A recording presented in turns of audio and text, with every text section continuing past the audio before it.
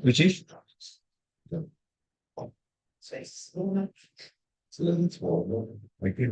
So, right? So, yes.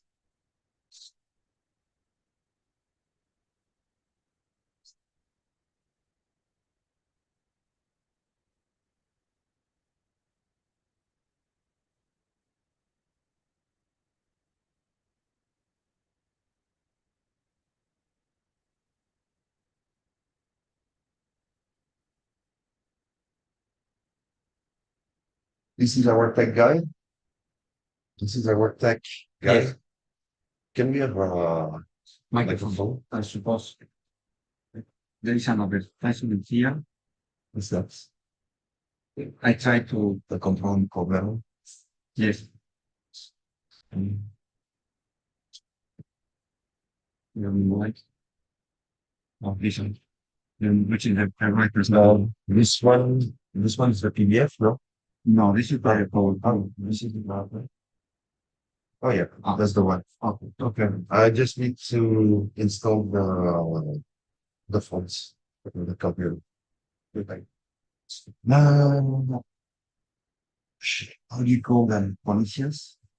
Uh,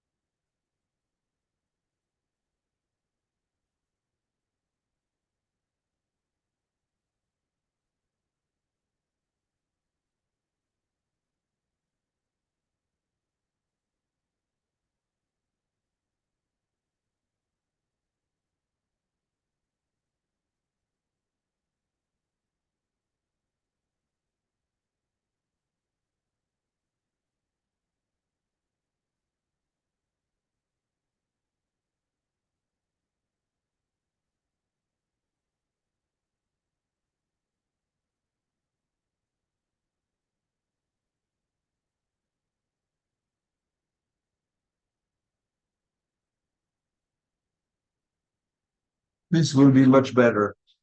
Honestly, if I sit on my ass for an hour and a half, I'm going to die. That's good. Indeed.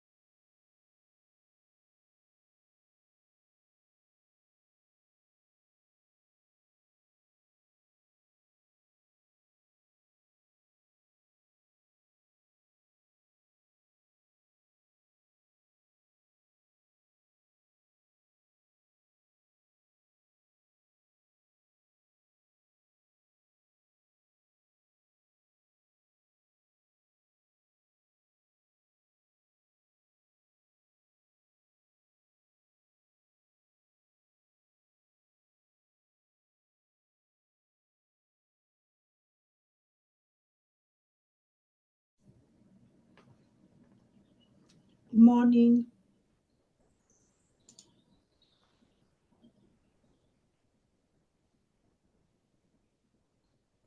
Good morning. Can you hear me?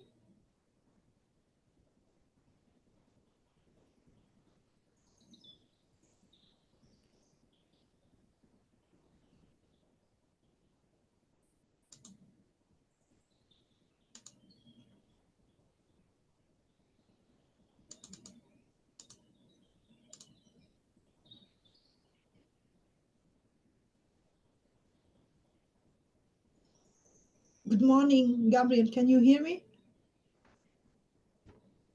Hello. I can't hear you.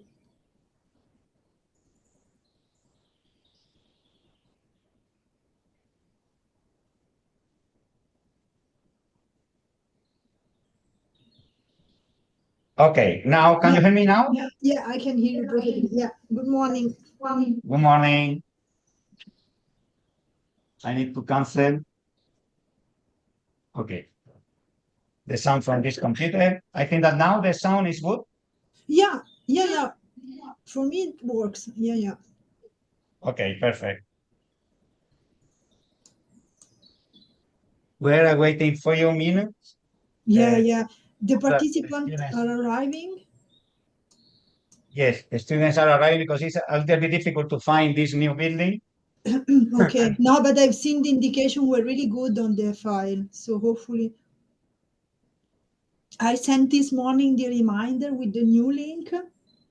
Yes, I see that. Then I didn't send again the link. Do you want me managing the recordings? I think I can do it from here. As you like. Anyway, we are providing the entire lectures in streaming. Yeah, I've addition to, seen it. Yeah. but to allow that the attenders can participate or provide questions, Yeah. etc., we want to use the. I can try to start the recording. I think I can. I will record. No, I can request. We will record the presentation. Yeah, I sent the request Vamos a there. grabar el evento. Ah, vale, ya queda ahí.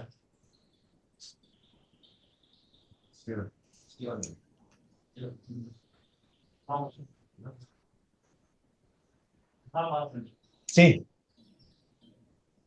lo vamos a grabar. We'll record also the video. This meeting is being recorded. Yeah, perfect. And then you can send me the link, and I can access directly to the cloud. So it should be quite easy to do it in this way. Okay.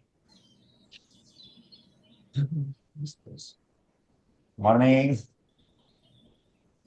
Eh,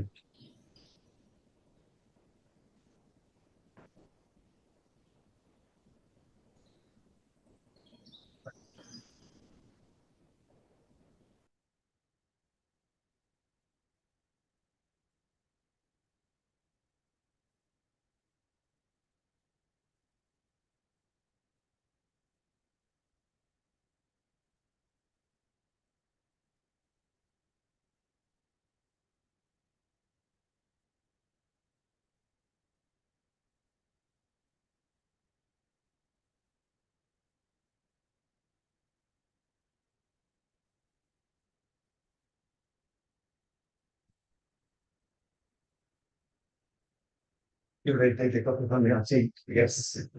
I got professional. I was thinking to go to the bar, but we have not time. Machine delicacy. Really? Not so good, but anyway. It's special. It is special.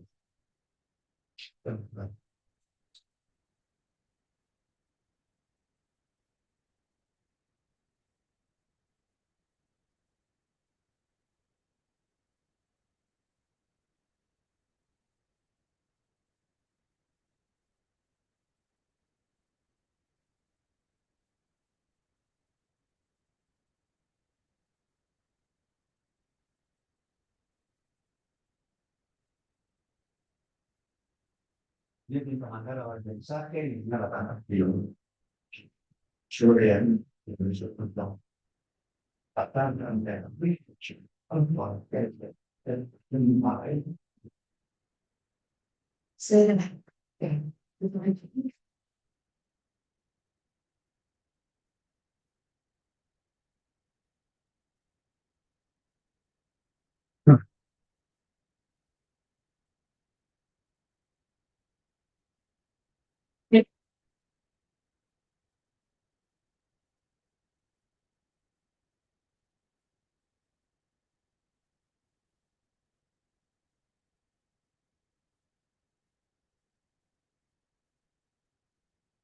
I think that we must wait a few minutes to allow that the other students arrive.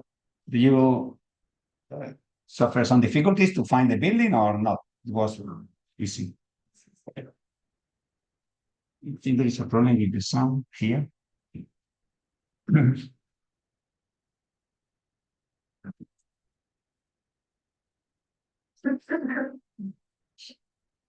Okay. Let's look at now.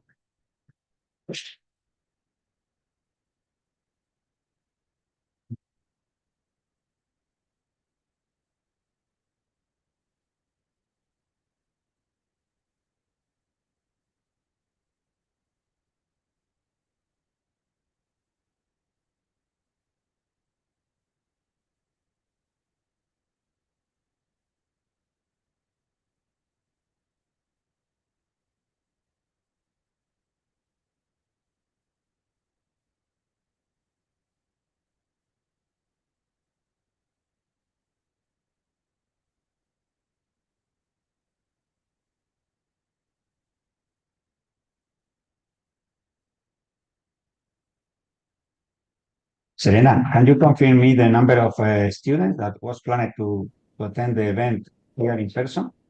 Yeah. You should be about 20 people with the teachers. Okay. I have 21 exactly. Okay. Is this correct? Yes, but here we are more or less 12 person. How many, sorry? 12. Then we need, I think that at least 10 students will be out arriving. Okay. So yeah, there are 5 teachers. So you know the teachers, of course. But and then you should I send you the list? You wanna have a check of the on-site participant only, because the Okay. last one I sent was online and virtual.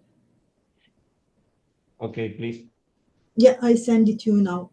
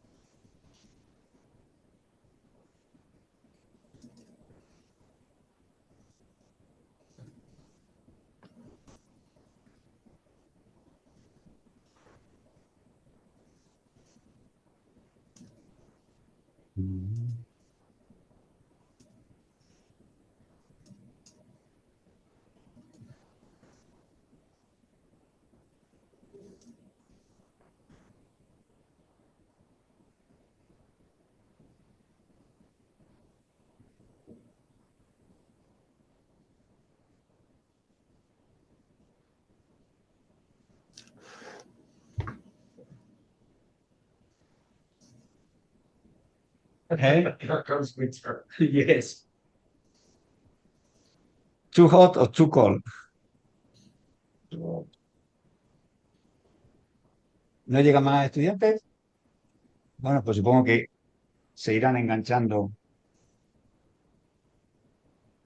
Okay, I am sure that more students will arrive. I don't know if they are lost in the campus or whatever, but anyway, I hope that during the day they will be able to join us. Welcome to this event of PARAQUA Cost Action. This is a training course organized by this Cost Action with the support of the European Commission. And also we integrate this activity as part of the other projects that we are developing in our university, in this university, as Prodigio, Real, Digitalgy, etc. The idea is during this 1.5 day to try to review the methodologies that we can use to characterize microbiology cultures, especially the presence of pathogens or problems, biological problems related with the failure of this type of systems. And then for that, we have we want to thank the participation of a very well recognized expert on this topic. In this table, you can see David Medals from Thor. It's a company producing equipment for capture images of the cultures to be able to characterize the cultures based on the images that and the treatment of these images. And Elisa Klania from University of Milano. She is expert in genetics, in omics, and she is part of the Recicla research group in Italy with large experience in the reuse of different material waste to obtain valuable products. Then along the day, I will introduce you also other speakers, especially this afternoon, Enrique Rodriguez from the University of Almeria, and Ana Sanchez is here, and Massimo Pernis, that tomorrow will provide you some lectures about photorespirometry as tool to monitor or to evaluate the characteristics of microbiology cultures, and also flow cytometry as also a valuable tool for that. Then this is the program of the event. The program is divided in lectures in the morning, the ones in blue, and the ones in dark correspond to the training activities related with these lectures. Okay, the lecture will take place here every day, every morning, or including this afternoon, but the training activities will be performed in different places, in different laboratories at the university. Then you will be running from one place to others. Sorry for that.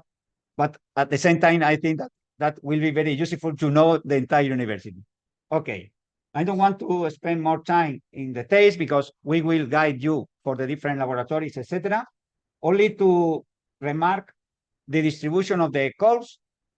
Then the lectures will be provided online, one single group here, but once we finalize the lecture, we will take the breakfast just here in the left side. And after that, we divide the group, the students group, into different groups. One will perform activities related with omics, the other about digital images. And then we will turn after 1 hour to be able to perform both practice, but reducing the number of students participating in one single activity, okay, at the same time. Then the lunch will be offered also for free in the restaurant at the university. We already booked tables to accelerate the process, okay? And that you will be is free in the night. Then I recommend you to share some tapas in the bars in Almeria, which is quite typical, and I am sure that you will enjoy, or you can go to the beach, because also not only research, but also to enjoy the city is very interesting. These are the activities for tomorrow, more or less the same scheme. And these are the pictures of some of the buildings that you will visit during these days. Okay, more or less to provide you an overview of the different places on which the activities will be performed. Then I don't want to use more time because I think that is important is to hear from the speakers. And then I introduce, I open the floor to Elisa. Please, Elisa, can you share your presentation? I will close that. Which is your presentation? Next. I put here. Ah. This. This. This also. Okay. Only to mention that we are transmitting on a streaming this event, but also in Zoom platform. But only the attenders using the Zoom platform they are able to provide question or whatever, because the streaming is only one direction. Okay. Yes. Do you want to use the pointer? We sit here as you like. Good morning, everyone. Thank you to Gabriel for inviting me. Today, as I said, we're going to talk about a bit about the omic techniques to study microalgae. A little bit about myself. I come from the group Recicla. I started as a molecular biologist, and then I went on to do studies on nitrogen pollution on intensive farms from biological point of view, chemical and isotopic analysis, and gaseous emissions. And then I went back to the molecular biology, so I did some study on quorum sensing, so how bacteria communicate to generally on pathogen of rice. And then I went on to the work in University of Bolzano in Milano, studying, characterizing the microbial communities of, for example, wastewater treatment plants and soil communities.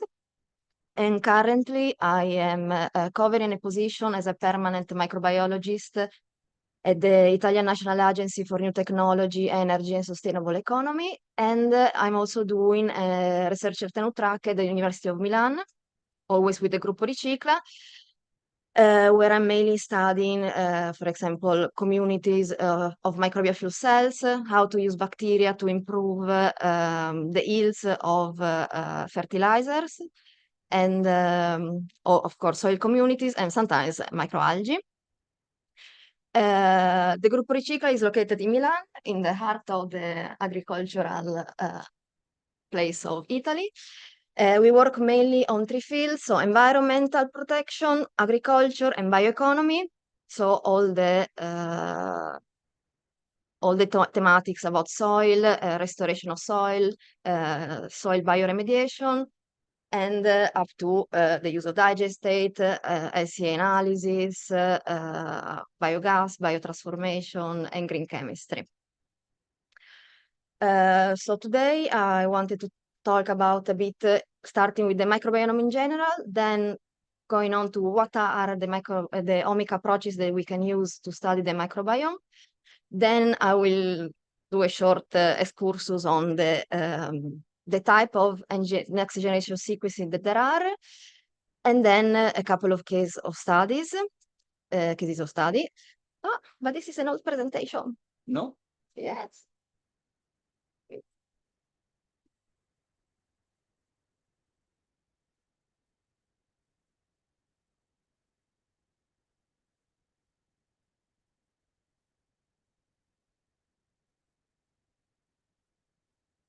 I paste your presentation in this folder.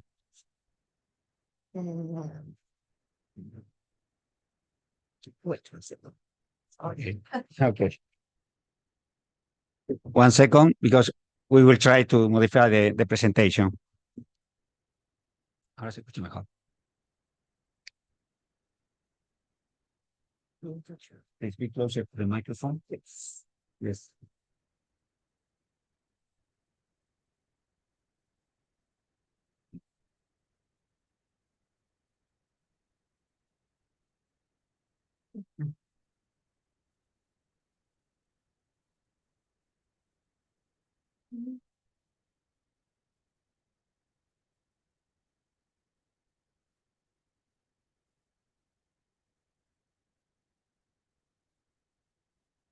No.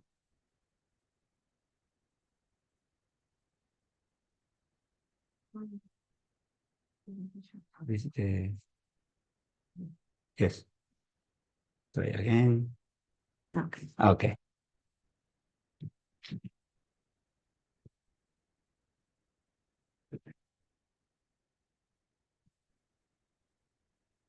Let's go with the PowerPoint, the PDF. Can we do it? Yes, yes, no problem. Okay, yes, because you are already sharing the Okay. screen. It's okay like this. Huh? Yes. I think there is an option for full mode, but I don't know exactly.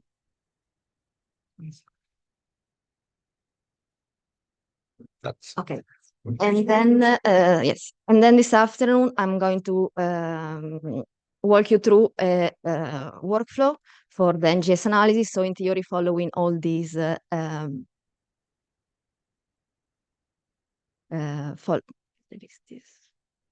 following all the steps, you will be able to do NGS analysis from DNA extraction until data analysis.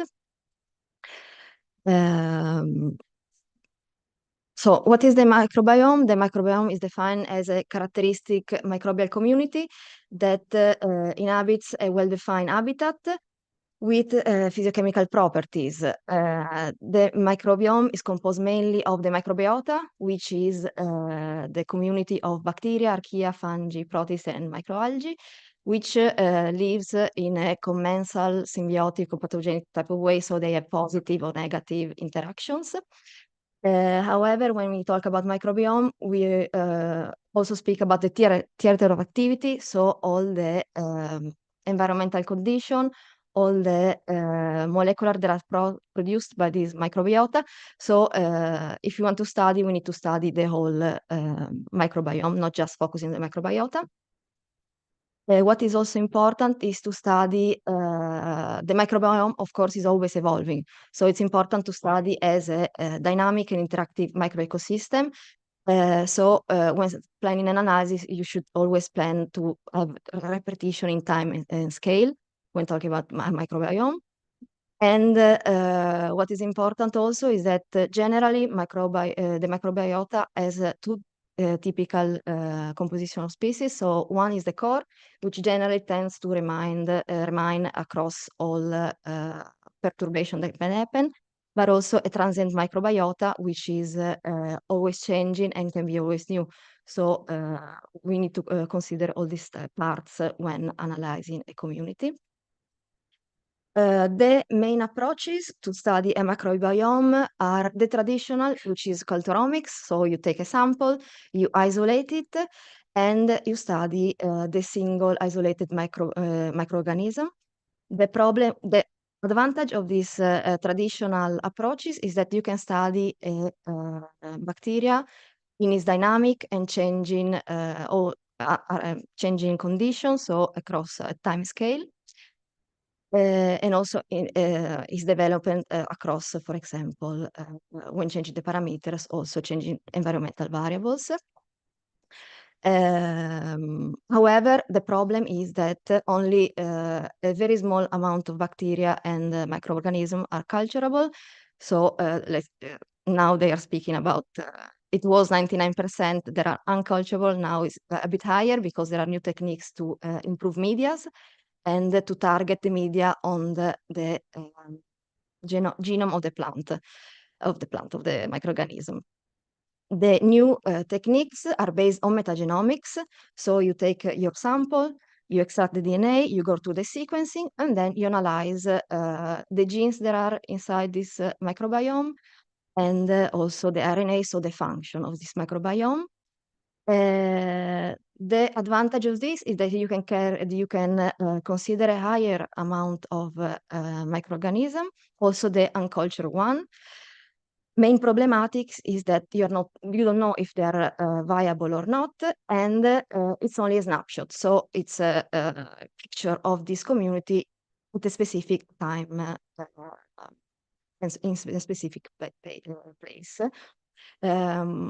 I wanted to point out that maybe for now there is a new approach, so the reverse genomic approach, which enable to predict the functional metabolic pathways of a community, which is now being used for create ad hoc media. So, for example, for microalgae can be interesting because you can target a specific microalgae with specific media to grow. What are the types of omic approaches that are present at the moment? So starting from the central dogma of molecular biology, we aim to target DNA, RNA, and protein. So you have metagenomics that can cover covers the study of genetic material directly for environmental samples, and you can target specific organism with amplicon sequencing or the whole community with the whole metagenome approach. We have the transcriptomic, which is the pathway is similar to the metagenomics. However, it works on generally mRNA. So you are able to know which genes are actively transcribed. So what is the community doing at that point in terms of transcription? And then you have all the proteomics, which target the proteins, so the enzyme present at the moment. And now you have also metabolomics that is recently have been included in the definition of the techniques used to study the microbiome, because also the metabolite are important, for example, to quorum sensing and microbial community, and can shape a community. A little bit about the sequencing, the history of sequencing. So it started in '87 with the sanguine sequencing, which is the classical approach. Then it went on to 2005, where we have the next generation sequencing, or sequencing by synthesis, which brought high throughput, so massive parallel sequencing. And one of the main leaders in this type of sequencing is the Illumina, which is also already still currently used. And then you have in 2008 the third generation sequencing, which work on single molecule DNA. So it enables, with the high throughput of the Illumina, it allows to have longer reads, so longer strain of sequencing. How do we select this specific, one of the specific methods? It depends on your research objectives. If depends on also you have isolating strains or the whole community. For example, the sanguine sequencing is very useful if you have a low amount of data of samples. And it's very simple, the analysis, you just do blast and you have your identification. However, the low throughput is a problem. The Illumina is currently the one with the highest sensitivity. So if you want to detect a mutation, this is the way to go. However, for a small amount of samples is at high costs, and the lengths are very short. On the other hand, the nanopore technology is a longer approach. It's interesting because it gives you a direct sequencing of RNA. You have longer sequencing, but the costs are higher, and the error rate is very high. It's very high. It's higher than the Illumina sequencing. How the Sanger sequencing works? So you have your DNA. You extract your DNA. You select the region that you want to amplify. You amplify, so you have multiple copies of your fragment. Then you create 4 solutions with dideoxynucleotides, and you start replication. With this replication, you will have different type of segment, a different type of length, because once the deoxynucleotide is included in the replication, the polymerase stops. And then with the electrophoresis, you are able to obtain these that you see in the corner below, this electropherogram, which gives you all the reads at all the bases at each positions. This system can work, can sequence up to 1000 base pair, and it's mainly used now to, for example, if you have isolated samples, you amplify your region, and it gives you what bacteria you have or what microorganism you have, and nothing more. High accuracy, low throughput, as I say. But this is where we start. And if you want to use this on your samples, pretty much with 20 euros, you can identify an organism. Then we have the next generation sequencing, so sequencing by synthesis. which we'll talk about the next slide. And it's not very feasible to have in your lab if you're not working a lot on this, but you can work. There are some different type of machine from bench top scale to production scale. Of course, once you go higher, the cost increase, but the cost of the machinery increase, but the cost of analysis decrease. But generally it's feasible only for sequencing platforms. And then we have the long read sequencing, which is very interesting because how it works like you have a pore on a membrane. You have some proteins that take your copy of DNA and brings it to this pore. The single chain of DNA goes inside this pore, and it changes as it passes through each bases, change the potential of the membrane. So each base has a specific change of potential, so you can have all the sequencing for each base. At each change of potential, you have a single base. And as you can see on the right, the dimension is very small, so the machine is like 10 per 3 centimeters, so everyone can have it in the lab in a drawer. How do you organize an NGS workflow? So first, you have to plan the study and do the realization. Then you collect the sample. Be careful to be as sterile as possible, depending on the condition. Of course, if you work with wastewater, you don't need to be that sterile. Then you do the DNA extraction. And then you do the sequencing, then you have all the major problems with the informatic management of the data because it requires a lot of calculation potential, and then also space in a server. And then you go on with the statistic once you have the table of taxonomy, and then you go on to do your study. This slide is also is only to say that there are some parameters to consider before you start.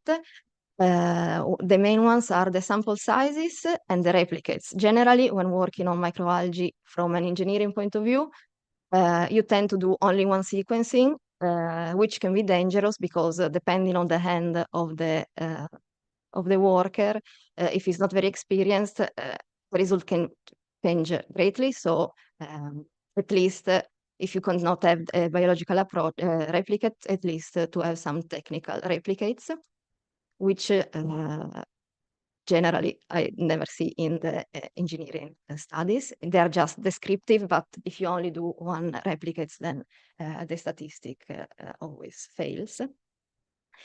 And then you can also include some type of control, positive control, negative control, some synthetic communities that just tell you all your processes is correct. And then in this afternoon, we'll speak about also how to extract DNA, because sometimes if you work, for example, in microalgae on wastewater or grown on digestate, you can send this sample to an external platform. It will cost you 40 euros, but for example, for these matrices, it's better if you learn to do it yourself because most of them won't do it. And also you can, knowing your matrix, you can create an ad hoc extraction, which will give you better results. So for the microbial genome studies, there are two main ways. As I said before, you can start with the isolated culture. So with an isolated culture, you can have two types of sequencing. So you can work on the resequencing of the whole genome.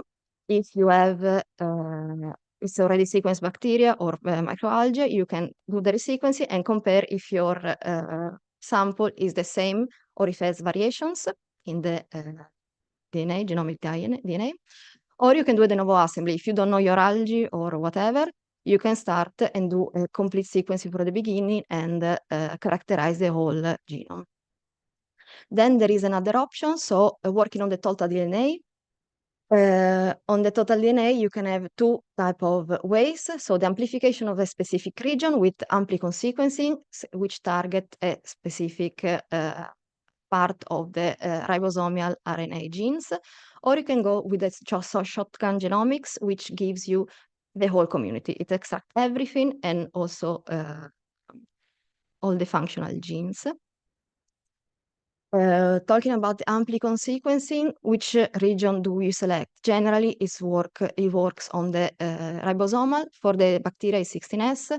For the fungi, is the ITS, which is always a ribosomal gene. Or for microalgae, you use the 18S. Why you choose this sequencing?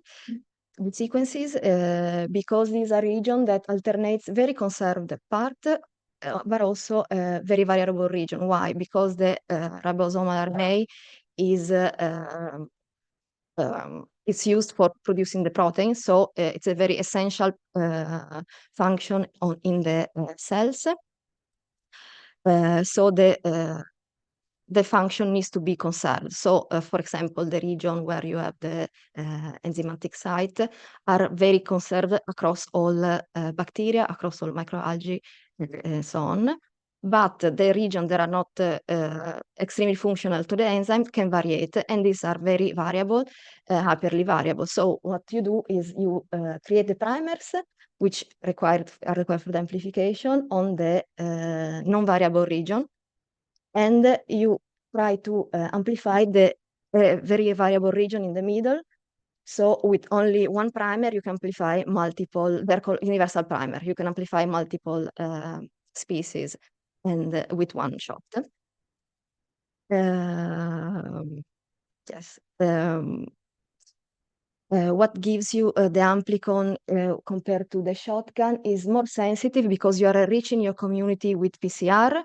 So you're targeting the specific region and you have multiple copies. So even if you have a low copy and maybe the amplicon won't get it, amplifying, you have higher probability. However, what is the problem is that you have a PCR bias. So you have to know what to amplify. So it's based on the selection of the primer, which can be good, or for example, if you don't know, if you don't target, if you want, for example, if you want to target a specific fungal community, maybe because the primer of the fungi are have been until now produced on the soil microbial community. If you're trying to work on pathogens, for example, fungal pathogens, your universal primer might miss, so you want to go and select a new region, which you will not see with the universal ones. On the other side, we have the shotgun. So you just take the whole DNA, you prepare it for sequencing, and just sequencing. This is a lower bias because you're amplifying pretty much everything and is independent to your prior knowledge. But of course, it's a higher amount of data and more complicated to analyze. How the shotgun sequencing works, it has 4 main steps. So the preparation of the DNA, then you are amplifying your specific region, your fragments, then you go on to the sequencing, and then you go and align the data and have your taxonomy identification. So the sample preparation, it works. You extract your DNA, you fragment it, then you just clean it. So you can have you need to have blunt ends. So through enzymatic reaction, you clean these ends. Then you add the tailing, which is the addition of adenine at one of the ends, at the end generally. And then you adapt a ligator, which can work for the helps you to ligate the fragment to the sequencing platform. And then you have the size selection, because for Illumina sequencing, you can only have up to 500 base pairs, so you need to select this type of fragments. Once you do this, you will have this type of structure. So you have your DNA inserted, which is your target. Then you have primers to start the amplification in the next round. Then you have the indexes, because you can have multi-parallel sequencing. So you need then a tag to say what sample is it. And then you have the adapter, which help you with the sequencing. So as you see here, you see how it works, the amplification. So you have your primers, you have the primers with your adapter, then thanks to the adapter, you attach it to the flow cell, which contains millions of oligomers where you can attach your adapter. Then the next step is the bridge amplification, where you start one filament of DNA attached to each of oligomers. And so you can amplify by region your target sequence, and you will have a cluster formation. You do this one time for the forward strains, forward read, and one time for the reverse read, and you will have the formation of clusters, which all are copies of your original fragment. So you amplify the option to have a representation of your sequencing, because that sequence will be present only in 2 copies. So this is amplifying the signal. And then you have the sequencing start. So it's sequencing by synthesis. So you have a primer that attached to your primer region below the adapter. And each time one base is attached from the polymerase, there is a fluorescent signal that tells you what base has been attached, and this is parallel to all the flow cells, so millions of light signal at each moment. And every round you will have one more base, which is then detected from the scanner, let's say. And then you will have your all your reads. What is the output for the sequencing? So there is a FASTA file. You have the first line is your sequence identifier, so you know what sample is it and what sequence is it. Then you have the sequence, which is just the, of course, the repetition of your bases. Then you have a spacer, and then you have your quality score. So this quality score tells you if your sequencing was good or not. And then you have, there is a specific tool to use, the FastQC tool, which you can use to analyze this quality score and to visualize it. So you can see here in the corner, it gives you the length of the sequencing, it gives you the GC content.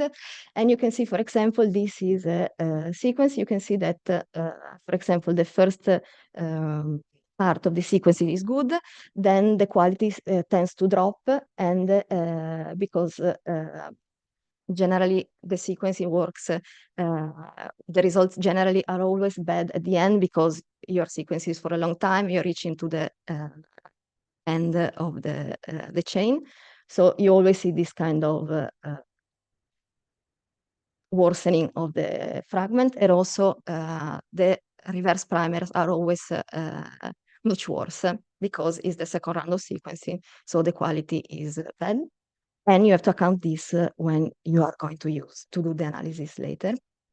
How are you going to analyze these results? First, you need to quality check and clean all your data. So this can be done if you are using an external provider. This can be generally done by them. So you need to trim remove all the adapters, the primer sequencing. You have to do a quality control, and you need to separate the forward reads, reverse read, and each sample. If not, there are some programs like Chime that you can do this for you. Then what do? You select, there are different tools. For example, there is Chime, but you need some coding abilities. And then the main one are Chime and Dada2. Dada2, it's easier, and we will see it later, because you can use it on ARM, so you don't require to know Linux and how to code. But what all these workflows do is just you clean, you check for chimera, sorry, which are fake sequencing. You eliminate the bad sequencing, and then they give you the table to then analyze statistically. What is the main difference between Chime and Dada2? So one works on operational taxonomic unity, the other one on amplicon sequence variance. So you can see in the first picture what the samples that you have, the sequencing. For example, in your sample, you have 4 type of bacteria, so 4 type of sequencing, 4 type of sequences. Then you go on to the amplicon, do the amplicon analysis. What happened is that you introduce errors, so your sequencing can become more sequences. So for example, you see the red, you have 1 sequencing, but with the error, it becomes 8 different strains, reads. So what do you do? The OTUs, so CHIME2 gives you practically it clusterizes everything at a 97% similarity. So the problem with the OTUs, which are now less used always, is that, for example, you lose some data. So, for example, those 2 different microorganisms are clustered together in one. What does error 2 and AWS analysis instead is to learn an error. It does an error.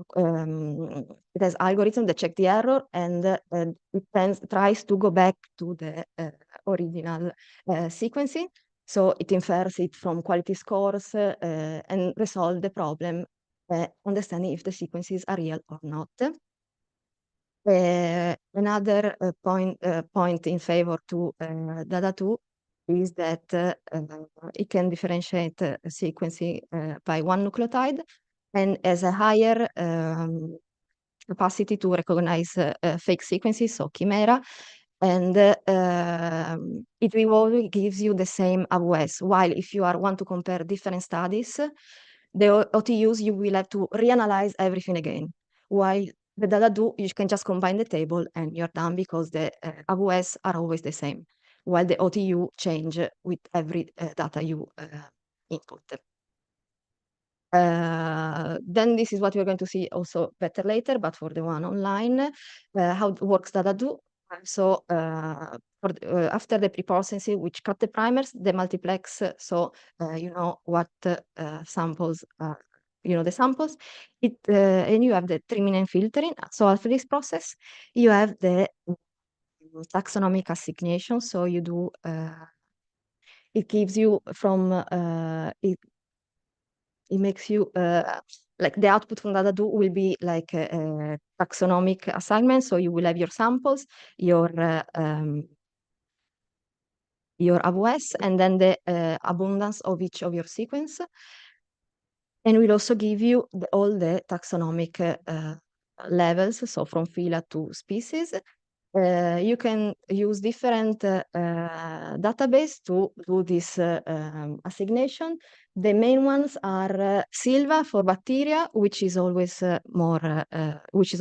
continuously updated.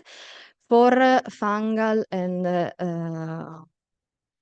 fungal-like species, you have the Unite, which is the main one to be used. For microalgae is a bit of a problem because none of these are actually very comprehensive of microalgae. So what you can do, you can try with the ITS and 18S database, but what you can do is also go directly. There is a tool for R, which I will explain this afternoon, that you can directly go to BLAST and take from there the sequencing. So it will always be updated. After you have your data set, then you can have you can go on to do multiple analysis.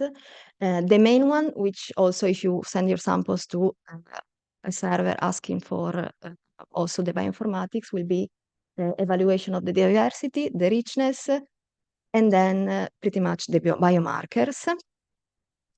So the taxonomy will come out something like this. You have all your steps of all your taxonomic groups. One main problem with bacteria is generally they are very similar, so your identification will stop maybe at the genus level. But for microalgae and fungi, generally you always reach the species level. What can give you a richness and evenness analysis? So once you have your data, you can go on to do this analysis. The richness gives you just the number of species in a sample. You can have also the Chow index, which accounts for all lower abundance species, but generally an observed richness is okay. Then you go to on to analyze the relative abundance. So the data tool will give you the number of species accounting from the total number of species. And you can also have the analysis for the evenness. So as you can see in the picture below, the events tell you how fortunate are each species within a sample. So for example, if they're 50-50, as in the first case, you will have a higher evenness. If, for example, one species has only 2 components while the other have 5, you have a lower evenness. So it gives you an analysis of this type of data.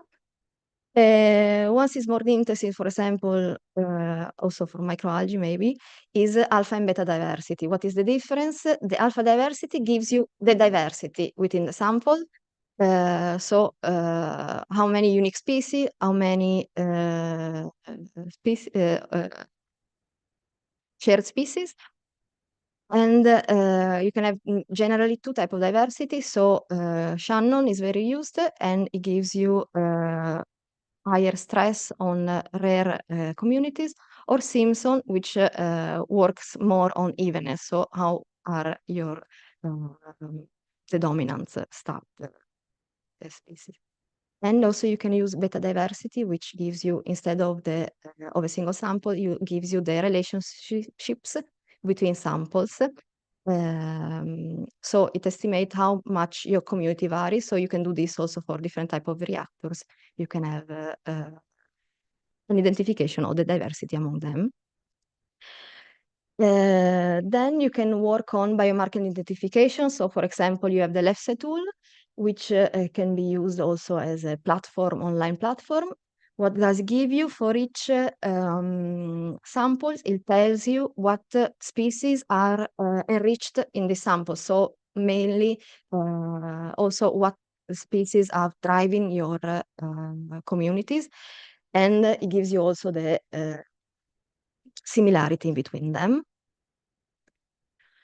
For Amplicon, even if it's not a shotgun, you can do an analysis which can tell you the potential of your community. So it's not, it gives you like what is the maximum of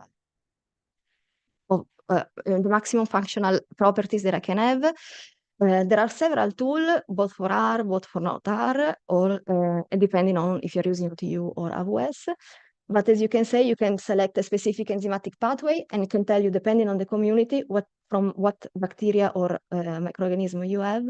It gives you, okay, you can have a total amount of, for example, this specific gene for nitrogen fixation. You can have this, and this is the maximum you can have based on your population. And it gives you also all the pathways connected to all the metabolic pathways. If you are not, if you want to dive further in the functional notation and gene distribution, you have to go for the shotgun. As you can see from the first picture, the workflow is pretty much the same. So quality check, taxonomy annotation, and then you go and use a specific database for functional annotation, and can give you more a picture of your real enzymatic properties of your community. And it can tell you what are the, for example, the genes that contributes to this enzymatic file. However, this is based also always on DNA. So if you want to go what is really happening in this community, you just go with the transcriptomics. Also here, you have different types of transcriptomic analysis, which can go from the metatranscriptome, so the gene expression of the whole community, or you can target specific microorganisms for prokaryotic. You can have work only on those, or also on eukaryotics, or for example, plant RNA. And it gives you also, if you have a control or different different type of experiment, it gives you the differential expression. So what is the difference between them in terms of functional profile? Now a bit of the real life. So this is I took a case from a project we did with the University of Almeria and Gabriel's group. So within Sabana, Sabana aimed to develop a large-scale reactor based on using, for example, a low-cost media for water, for example, for growing microalgae, for example, sewage, centrate, and to compare it to also to synthetic fertilizer. So we did several studies on microbial communities in this European project. And for example, I take this one.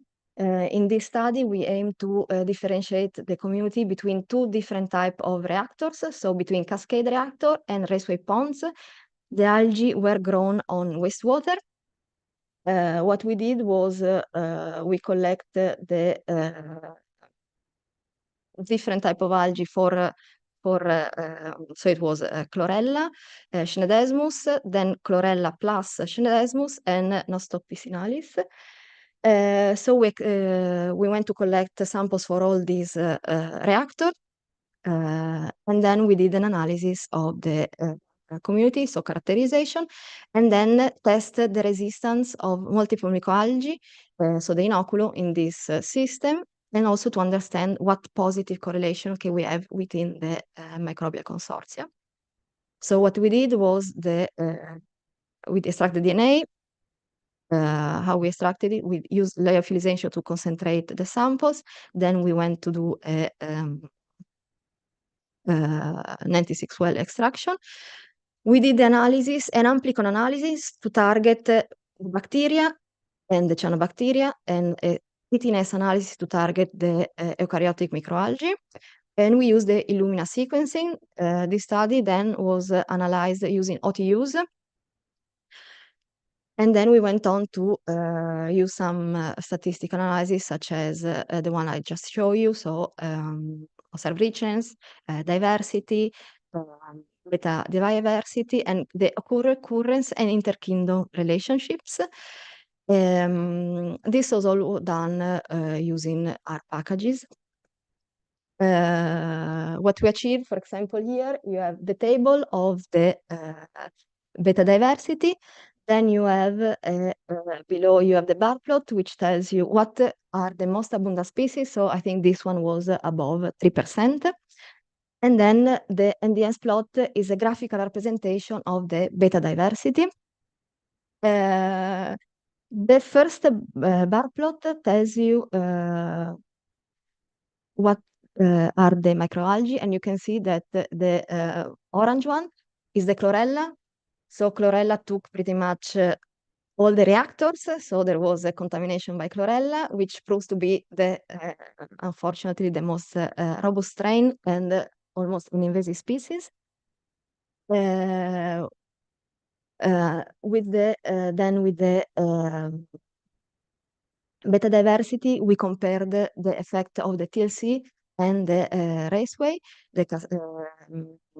and it seems that the TLC compared to the raceway did not favor eukaryotic microalgae and supported higher variability. So we saw that the richness and the diversity was higher in the TLC. While when looking at the prokaryotic community, we saw that the Nostoc piscinalis was maintained even when we had the chlorella in the reactor. And we saw that for prokaryotic, the community was much more diverse between the two reactors than the eukaryotic. So the TLC lead to higher variation of our community. Then what we did was a potential study of the functionality. We went on to look at the nitrogen cycle, and we saw, for example, you have here a heat map that tells you which genes. So on the left, you have all the genes involved for nitrification, denitrification, the RNA. And this told us that, for example, the TLA TLC, sorry, had a higher potential of carry out nitrification, and while the RV higher the nitrification, which was also proved from the chemical point of view in this experiment. Then we went on and do a co-occurrence analysis. So this analysis tells us, as you see below, what are the negative and positive interactions. So positive are the red ones, the significant positive interaction, and the negative are the blue ones. For example, we saw that with chlorella, which is the highlighted in red, you have a higher amount of interaction, negative with, as expected, with microorganism that feeds on algae. So, for example, we had also protists, I think, and other pathogens. While, for example, we saw that microalgae, we were able to select bacteria that were having a positive influence. So probably they are using a they have like a growth promoting factor to them. So with this, we were able to identify those. Then very quickly, a study on shotgun. This was done in collaboration with the University of Trento in Italy. They wanted to see the difference between a photobioreactor, a column photobioreactor, and a traditional activated glass system to treat wastewater. Similarly, we went to do an extraction. This time we use a centrifugation for reduce the volume of the microalgae because the percentage of water was much higher, so lyophilization would take a very long time. Then we went on to use the Illumina sequencing with pair and shotgun. We use different type of bioinformatic analysis. So we use the standard, which is Kraken2 and Braken2 for the taxonomic assignment. And then for this, you need to do some coding. But then we went on to carry out the functional contribution, and we used a online platform to do this analysis. And then we also used a platform to carry out a network analysis. And then the statistical analysis are pretty much always the same. Also here we saw a higher profile, we saw a higher abundance of gene related to the pathogenic due to, of course, the nature of the media. We also here, we went to check the nitrogen cycle genes. The difference here is that this is not potential, so this is the actual structure of the community. And we saw that, for example, even if you have the two, with the beta diversity, we saw that even if you have two very different systems, the biomass is different, but the effluent is more similar to between them. And what is interesting here is also that we went to look for pathogenic potential. So we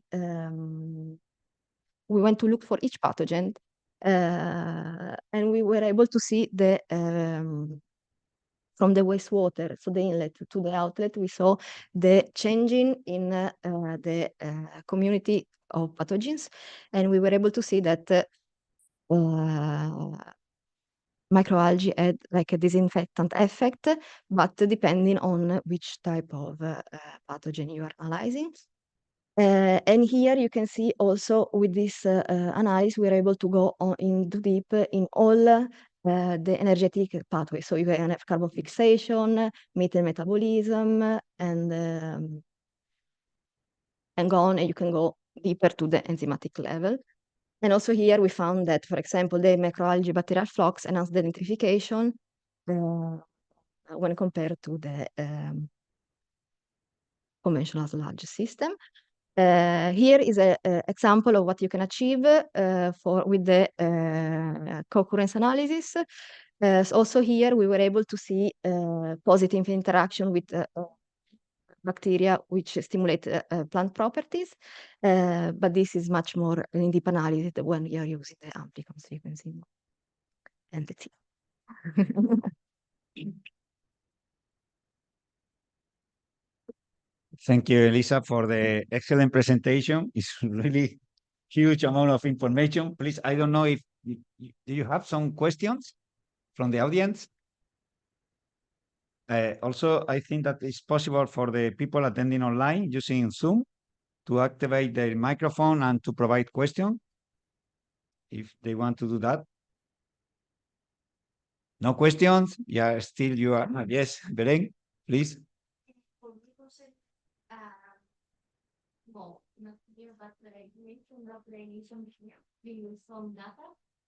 Yes. But still most of the studies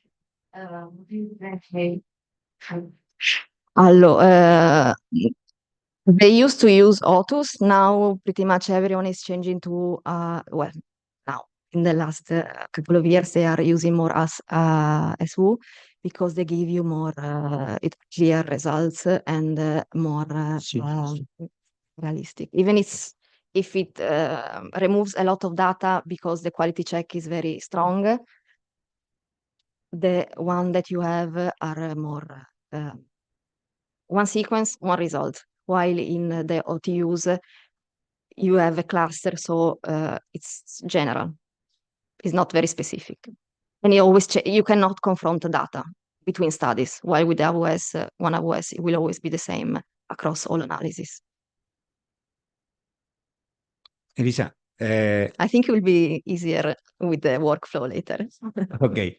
Only one remark. The training activity will be not performed this afternoon. Will be performed now after the coffee break. Okay, no problem. One question from my side. I understand that this first question. This type of methodologies are improving a lot every day. It's incredible. I never heard about the nanopore technology, etc. It's so small. It's so practical. Yes, it's Like this, really. yes. But You also have the scale up, which are not big, but bigger. yes. In my opinion, the most important fact in these technologies, or the most relevant factor, is the expertise, being able to manage this technology, etc. I understand, and I think that for research purposes in the university or whatever, experts like you are the most suitable to be able to perform this type of analysis, whatever the methodology, etc. But how do you think that the companies can implement these methodologies in their facilities? Well, I think if they have the resources to do it, they can create a small part of their lab to, like you train one person and they can do it. Otherwise, you go to for external sequencing, but it requires, as we say last time, time and high resources. No, high resources, no, but time. So you don't have an immediate effect of your data. So if you want to use it as control or what is wrong, I want to change something, it will take some time. So it's not immediate, the result. Not immediately, but can you imagine that certain methodologies, probably the simple ones, can be used regularly in production sites to evaluate or to certificate the absence of contaminations? That you are producing a pure strain is always the same strain or whatever, or including this case is not suitable? This afternoon we will see a study we did with also Almeria. We compared the different technologies for pathogen identification. So for example, this study told us that a lot of pathogens are overlooked, but you can get it with the sequencing analysis. However, the sequencing doesn't tell you if they're alive or not. So if you want to do like a preventive, maybe it's useful because it tells you, okay, you can have this, maybe be careful in this part of your process. But if you want to know, like if you want to know if they're alive, the only way is, I would say, culturing. But of course, culturing, you cannot cultivate everything. Now there are also some kits that enables you to do like a real-time real-time PCR. So they tell you also more precisely which bacteria you have, but also again, they can be not alive.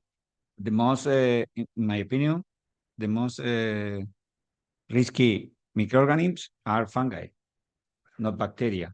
Ah, but depends from which side you look. But I was we looking can also try to find this type of kits to be able to for detect the present risk. fungi. I don't know if there are kits. You can create it yourself with time and money.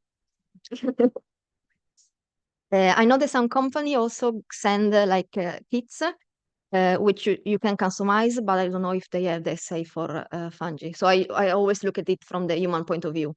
So it was like to preserve the health of the workers.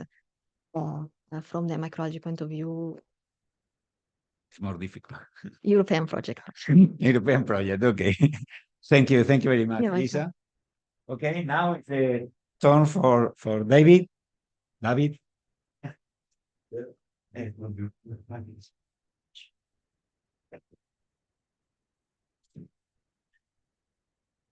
David, I think it's better that you use this one.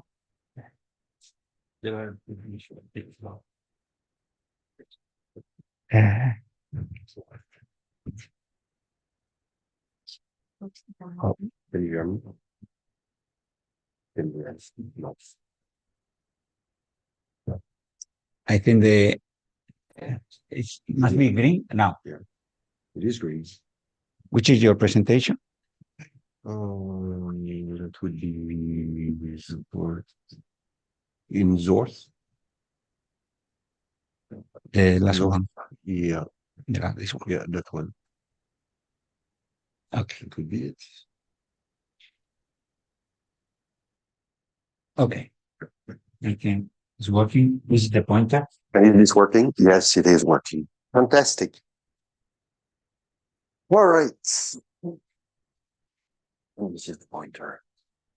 Yeah, that sort of works. All right. Hi, everyone. I'm David. I haven't been teaching for quite a while, so you will have to bear with me. How many of you are biologists here? That's all? All right. We're going to talk today about the digital analysis of microscopy images. That's a title that has been suggested by Gabriel. Thank you for inviting me, by the way. And basically, what I do is use AI to monitor cultures and do a lot of things in microscopy. So my company is based on something that I devised when I was still a professor in Jakarta at the university, where I didn't have any equipment, and I started to do AI in microscopy to put some very rudimentary artificial intelligence at that time. I was coding it myself, and it was 9 years ago. And that was for detection of Plasmodium falciparum, the malaria parasite in bees layers. I'll give you an example of this type of technology today. And I thought, because of PARAQUA, it's very interesting actually to level up everyone on what deep learning is, how you apply it to the digital analysis of microscopy images, and basically what we do with it with our microfluidics microscope. So, getting into it, what is deep learning? Here's what we call the simplistic view. So we got artificial intelligence that spawns.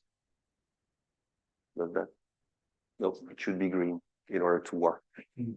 Artificial intelligence spawns various things. One of them is vision, and that's definitely interesting us to the microscopy.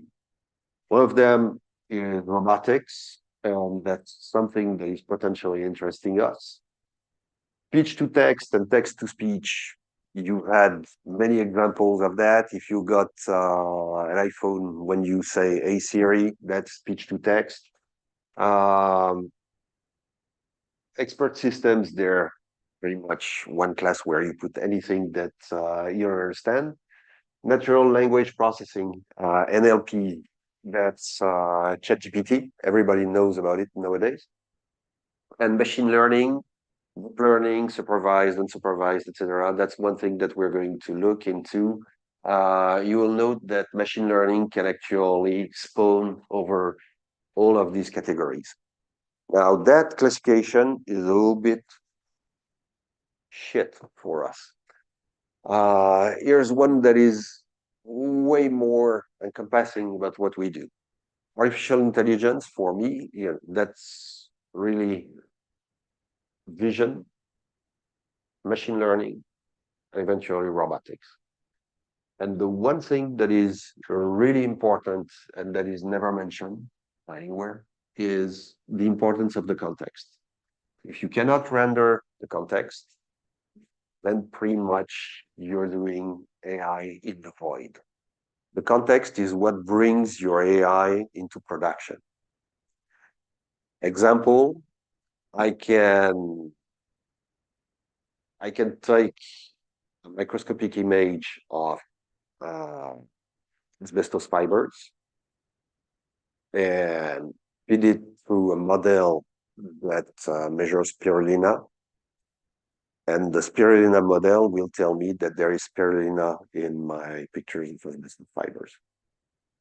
There's no context. The context is something that you give to the model using metadata. And it's something that we're going to look at. Okay, what is deep learning?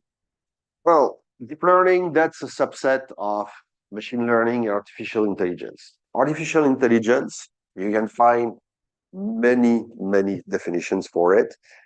But for me, that's really just the effort to automate intellectual tasks normally performed by humans. So that's supposed to be the activities that we are able to carry out that are formalized into and by a computer. Now, that's a very generic definition. Machine learning, funnily enough, when you look for it, it dates back to 2 centuries ago, 1850s. There's two people that were working together. Charles Babbage, that's the not so nice guy here. Charles Babbage decided to make the first computer. His first computer was actually a machine that was making, it was called the difference machine. And it was here he never built the machine, but conceptualized it completely. The machine was built in the late 1990s, and it works. And the goal of the machine was to fit polynomials, and to do it way faster than by hand. At the same time, that beautiful lady in the middle is called Ada Lovelace. Ada Lovelace, she revolutionized computer science. She basically is the mother of computer science. She did one thing that was really smart in 1850. She was the daughter of Lord Byron, who was insane, the poet. You know, she walks in beauty like the moon on cloudless climb and starry skies, that sort of things. Now, being the daughter of Byron, who was completely insane, she started to think, she was a mathematician working with Babbage, and she thought, what would be a set of instructions that would mimic the human mind? How do we organize that? How do we organize the mind in the machine? Which was completely forgotten until 100 years later, Alan Turing, and at the National Physical Laboratory, conceptualized what a modern computer is, where the boundary is between machine and human. There was really, at that time, paradigm shift in the 90s between what we call classical computing and then machine learning. So in classical programming, you take rules. you take data, and you produce answers through a set of instructions, right? This is completely different from machine learning. What we do in machine learning, we take the data, we take the answers. So your data will be, for example, a set of images. You're going to give it a set of answers saying these images are spirulina, these images are chlorella. And given enough data, enough answers, you're going to churn it through machine learning machine, and it's going to give you a set of weights. And those set of weights, after training, determines the rule.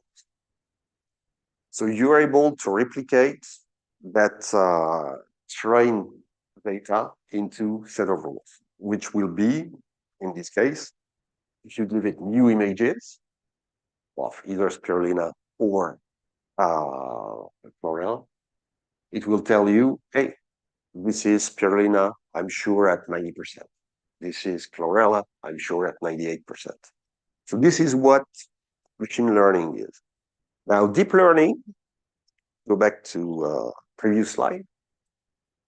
Deep learning is a subset of machine learning. What this is, it's really actually more a trade name than anything else, unfortunately. Deep learning, it relates to the machine. What is the machine? The machine is a set of logic layers, mathematical operations that apply on very large data sets. Now we're going to go into a little bit more detail. Again, deep learning, deep comes from the depths of the network. We're going to see that. It doesn't come from the fact that it has a deeper understanding of things than human. This is for shit. Now, deep learning. In order to understand what deep learning is, we need to understand two things. Here's an example. That's the hello world of machine learning. That's a digits classifier. It's one of the first useful classifiers that have been put together, and that was put together for the U.S. Postals. For the U.S. Postals, they got 100 people writing some digits. They basically scanned all of this. I think that was done by NIST. Yeah, the data set is called the MNIST. You can download the data set, and the first classifier that you train, that's using MNIST generally, because it's very small, it's very easy to handle. You got images that are 32 pixels by 32 pixels, and you can classify them very easily and test various architectures and ways to behave with that architecture. So what the goal of that classifier is to take your original input, which is a small image, and to produce a final output, which basically is in that range 0 to 9. Okay. If everything goes well, that original input will be classified as a 4. If it goes wrong, it's going to be a 7 or 8 or. Okay. Now, here's the way it works. You got your original input. What layer 1 does is it's going to analyze features. We're going to find features in every single of these layers. And you can see that those features are going to be abstracted. So we're going to lose information. Layer by layer, you're losing information, or so you think. When you're reaching layer 3, you've got those representations that are no way close to what your original input is. The fact is that connecting this to this to this gives you a very accurate representation of what a 4 is for the computer, right? So sometimes those abstracted layers, they don't seem to contain anything for you. But they've got enough information and trace back to the other layers that they are actually very meaningful to identifying what it is. So this is what deep learning is. Basically, that's a set of abstracted layers, and that's a mathematical framework where you're reducing the problem into subsets that are able to learn the representation of the data. The main interest of this is that this is more than statistics. Statistics, in mathematical sense, that's a Bayesian problem. You wouldn't be able to deal with the amount of data that we feed through a neural network using simple statistics. Okay. Now, how do we do this? We got our set of layers. Now we need to formalize a way to deal with those layers, right? Like I said, a layer is going to be trained. When it's trained, it's going to get weights. What we're looking for is the weights, okay?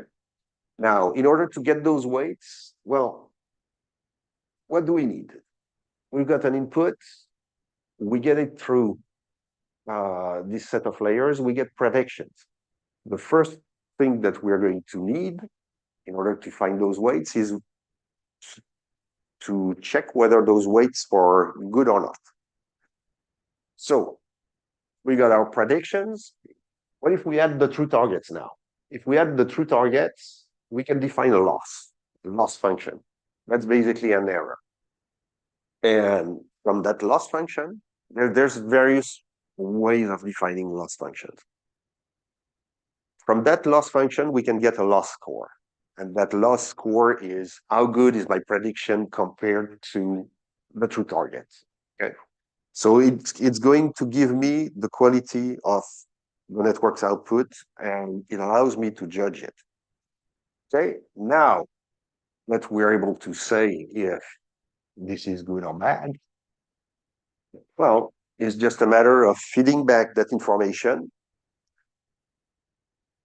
And that loss score is being fed back to update the weights through an optimizer. And there are various optimizers as well. We don't want to do math. We just want you to understand what the concept is. The concept that is essential here is backpropagation. We take that loss score and we backpropagate through that optimizer to update the weights. One term that you will hear on people that are doing this type of AI is an epoch. What is an epoch? When you take a whole data set and you get it through this operation, when the whole data set has been looked at and you're updating the weights, you've had one epoch. And we're training, we'll see basically, we're training anywhere between 15 and hundreds of epochs. The time it takes to compute an epoch gives you the time it takes to train your full network. Okay. So that was all that we had about deep learning. Is that clear? Sure. Okay, let's get into this. How do we apply this new knowledge that we've got? That's one thing that I worked on 7 or 8 years ago. Take a thin smear of blood. So basically, you make a blood slide and you stain it using GEMSA and water at the right pH, so that you get the right colors, and you will see your red blood cells. You will eventually see your platelets. So those are clumps of platelets. You will see your white blood cells, WBCs here. you've got various classes of white blood cells. And in oncology, for example, you need to make the slides. And the reason is that you're looking at some abnormals, and you're going to need to scan a lot of slides because, for example, there are very few basophil in blood. So it's a little bit of a pain, and you may want to be able to make your slides and then put them on an automated microscope stage, scan the slides, and pull out only the entities that are interesting for you. Now, the classifiers. Well, what do they all have in common? There's plenty of classifiers, but one thing that they all have in common is that they classify. So at the end, the last layer is what we call a dense layer that will give you the class and the probability. So you can have cats versus dogs, and that will tell you in this picture, there's a cat, and I'm 90% sure. In this picture, there's a dog, and I'm 95% sure. It's been used for fruits. One of the earliest ones that I found was bananas. People were scanning bananas to check that they had the right curvature. Human can be stupid. Fish. That's also an early one where people wanted to determine if fish is fresh or not. Dog breeds. There's a database out there with 100 breeds of dogs. Don't ask me why. White blood cells, they seem to be a little bit a better deal. Here's my data set. So I collected a few hundreds of slides. That's easy, actually. You go to an oncologist and you take his box of slides and you scan them. And then after that, you do the job. Doing the job, that's you take good pictures and you start cutting from those pictures and you get your basophils, eosinophils, erythroblasts, etc. Yes. Two things important about this. The first one is that your data set should be as homogeneous as possible. So it should be balanced. The second thing that is important is this last line. You can see destroyed cells artifact. Why do we include that? We include that because it's super important when you're doing classification to have a nothing category. So anything that the AI won't understand gets into that nothing category. Instead of forcing it into finding something that is not here. It's good to have some crap and to label it as crap. Okay. Now, there's a result. That one is obviously neutrophil. We get it through our convolutional neural network. And this is the typical answer that you will get. There's a probability that is attached to it. Your neutrophil, it's 95% probability. Okay. So now my output should be a neutrophil. Here's where basically you as a scientist make the difference compared to just a guy that is doing some data through a computer. You need to add the rules at the end. The rules at the end, they're your context. And your context is, man, I've passed 100 slides. I find that eosinophil, 64% confidence level. Yeah, they're good enough to me. I'm making an error of 1, 2, 3 out of 1,000. This is good enough. It won't get better. So those confidence levels, those trust levels, those thresholds, that's basically how you influence the thing. Here's Here's an example. You're getting your errors by class on the test set. We're getting that confusion matrix, actually. I wanted to show you that. That's typically what you get outside of a good network that has been trained.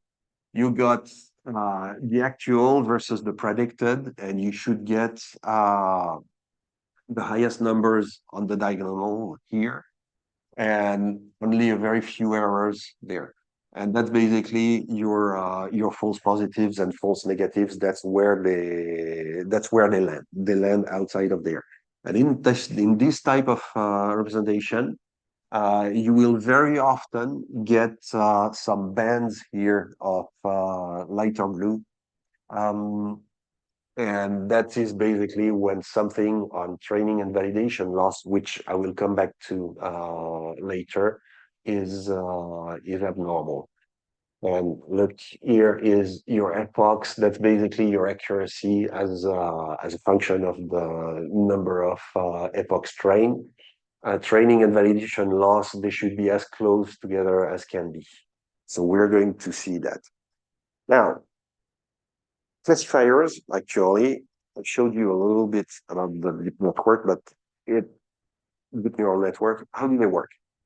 Here's a cat. We love cats in AI. Out of this cat, we're going to decompose the picture and we're going to identify features. All right. So an ear can be an ear, the inside of the ear, but it can be also the contour. We are going to get the nose of the cat. We can get the mouth, etc. What the AI is going to do is combine all those features and re-identify what is an eye, what is a nose, what is a mouth, and what is an ear. There's a few properties that are super interesting there. One is that all those classifiers, they are translational invariant, by which I mean, if I move basically the whole face, I'm still going to see it as a cat face. So when you've trained your network, it doesn't matter if something moves a little bit. On classifiers, on objects, that's a little bit different. But on classifiers, it doesn't matter if you move it. Depending on how you train it, they can be invariant to rotation as well. But they will learn spatial hierarchies patterns, which is super important because if you feed it an abnormal with the mouth here and the nose in the middle of the face above the eyes, it will not recognize it as a cat. Trust me on that. So this is hierarchy. They will learn features that are not detectable by a human because we don't care, we don't see them. Typical example is, who's got a cat here? No one? Oh, come on. All right. Does your cat have hair inside his ears? Yes. Oh, that's good. I noticed that only after training the goddamn thing. So basically, it will grab features like this that you don't really care for. Why am I still here? Oh, there you go. Here's looking at some of those convolutional layers on Beautiful Kitten. You can see that it will abstract things, and sometimes you will understand it. I understand that these are the contours of the face.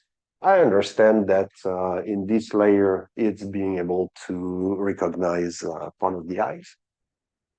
And here's one layer fully extracted.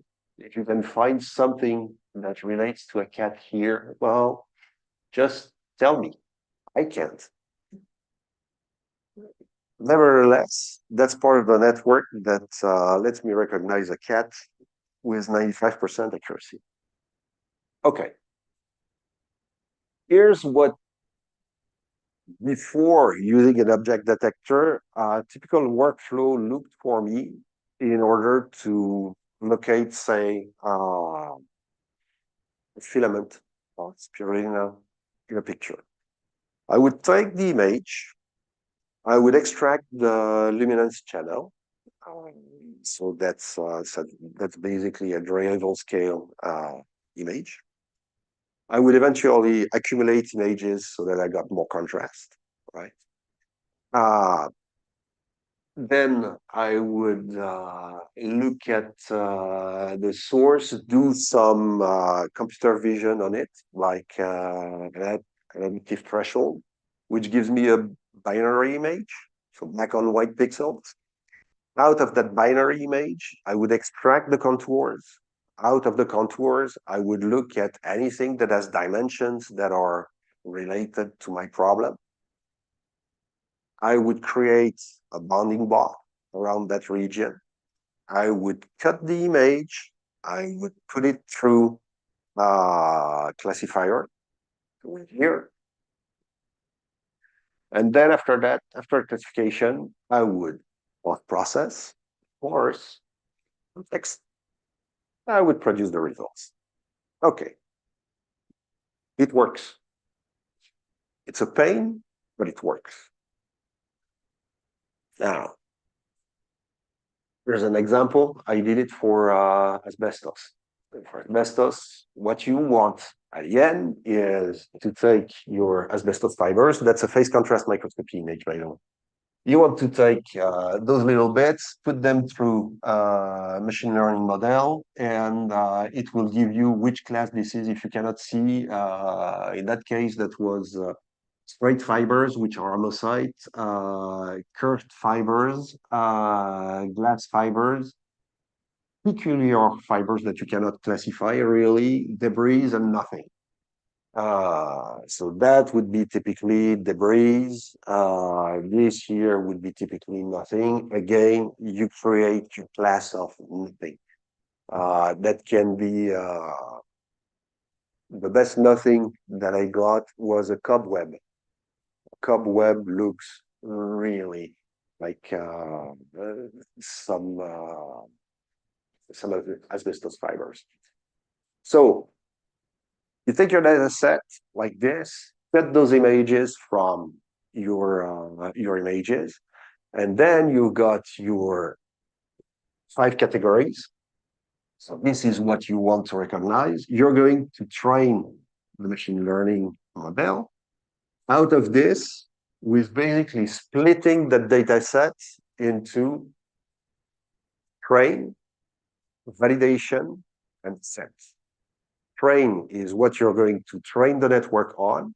Validation is what is going to feed through your loss function.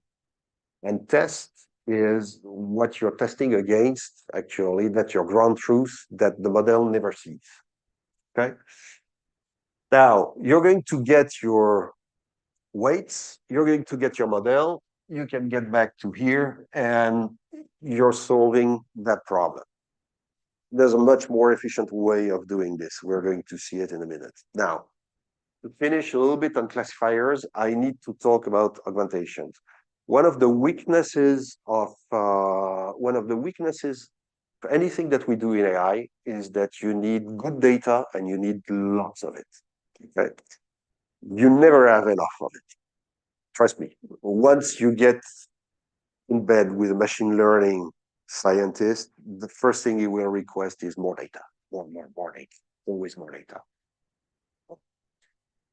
So, why is that?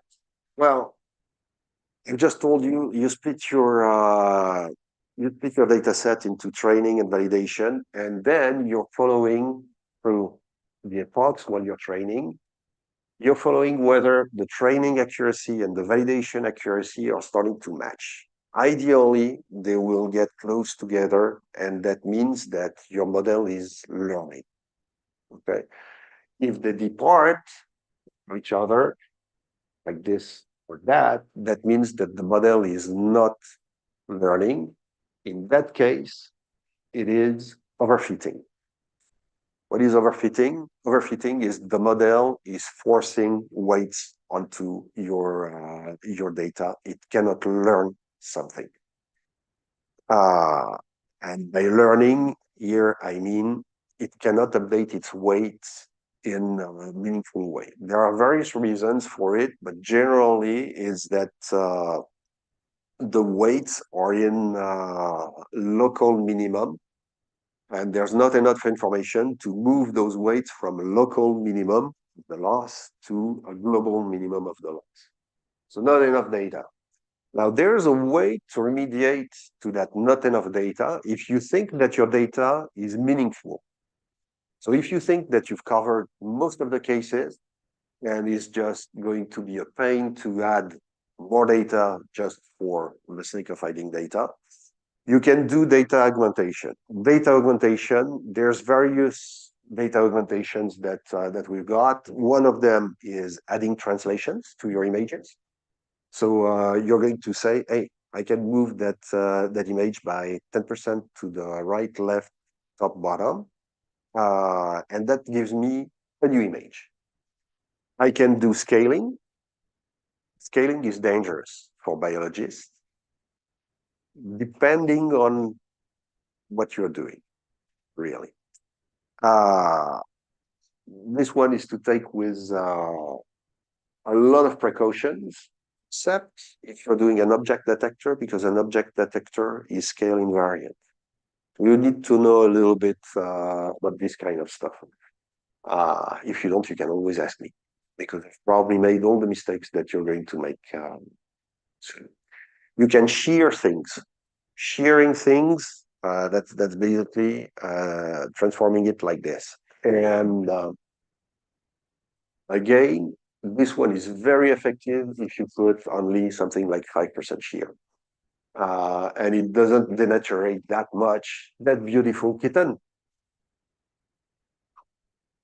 Rotations are the easiest. And rotations, you should always have them in biology, because you can rotate anything in microscopy. It will come in various orientations. They're good to have. Mirrors as well. That's basically flipping the image like that, and that would correspond in microscopy to flipping it upside down. So they're not bad to have. Tiling, they're not good to have in classifiers, but I love them here. They're really good to have in object detectors, and they're something that is completely that is completely obvious when you're doing machine learning, and that looks completely stupid when you're a scientist or a biologist or well, anyone who doesn't do AI. What you do in tiling is I'm going to cut that picture in four, same thing here, and I'm going to reassemble the tiles randomly. And that corresponds to a sort of drop off that actually really helps with your training and validation loss. So when everything is fine, it looks like this. Your training accuracy and your validation accuracy, they go hand in hand, and the same for training and validation. Okay. So here are a few classifiers. You can build your own convolutional neural network.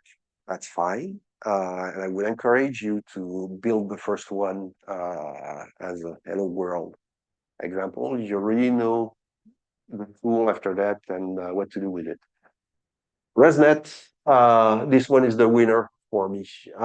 That's a neural network that is included in all the packages. If you got large images, you're going to use large images and a large number of data, you can use a ResNet 101, which is very, very precise. Otherwise, default to the ResNet 50, you will never be completely disappointed. Trust me. Inception, mobile net, efficient net, Inception, mobile net. I don't see the use for it since ResNet is so good. Efficient net is a difficult model to implement, but it's actually, as its name says, it's really efficient. It's got one huge interest actually, is that it can scale the network. The network will drop the weight that it doesn't need. So it can be, if you're tight on space, but we know we never are anymore. It's a good one. Okay, so here's the quick conclusion to this part. We can now classify parts of an image or the whole image, okay? And we still need to pick what to classify, right?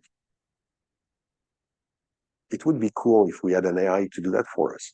That's what we call object detectors. So let's look at detectors.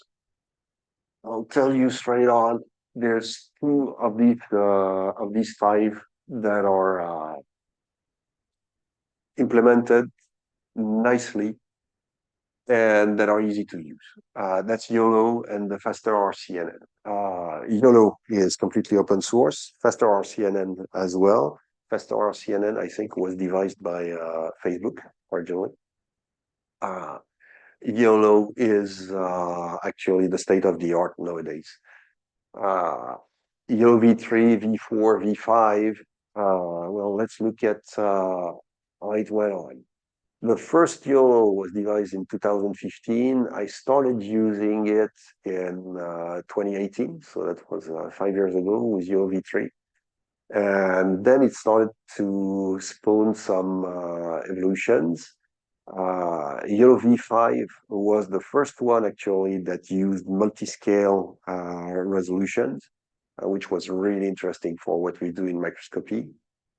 And we are currently at YOLO v9.